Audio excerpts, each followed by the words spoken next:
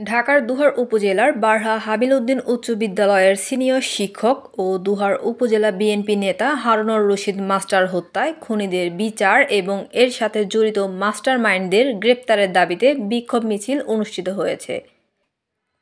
শুক্রবার বিকেলে উপজেলার নয়াবাড়ি ইউনিয়নের সর্বস্তরের জনগণের আয়োজনে জয়নালের মোড় থেকে মিছিলটি শুরু হয়ে শিলাকোঠা বাংলা বাজারে এসে শেষ হয়।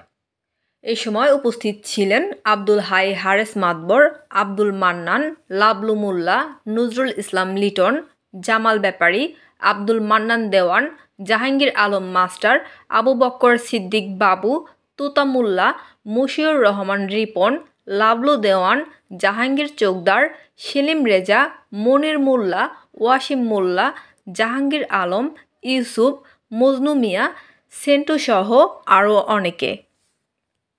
এই হারুন সাজের প্রকৃতি খুনি মাস্টারমাইন্ড কেন অ্যারেস্ট হচ্ছে না সেই প্রশ্ন রেখে আমি সাংবাদিকদের মাধ্যমে প্রশাসনকে জানিয়ে দিতে চাই, কেন আইনের হাত কি আসলেই খাটো না সন্ত্রাসীদের হাত লম্বা?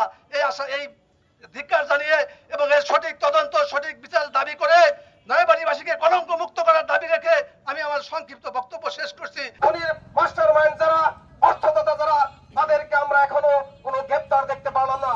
যদি তাদের গ্রেপ্তার দেখা না হয় তাহলে কিন্তু নয়াবাড়ি ইউনিয়নবাসী আরো অগ্নিভাবে জ্বলে উঠবে। আমার ছোট ভাই ওয়াসিম মোল্লা যে কথাটি বলেছেন, আমরা কিন্তু থানা ঘেরাও করতে বাধ্য হব। রবে চিরদিন অন্যায়ের বিরুদ্ধে সর্বদা ছিলেন অবিচল, তাই তো তার প্রাণ কেড়ে নিল হায়ানার দল।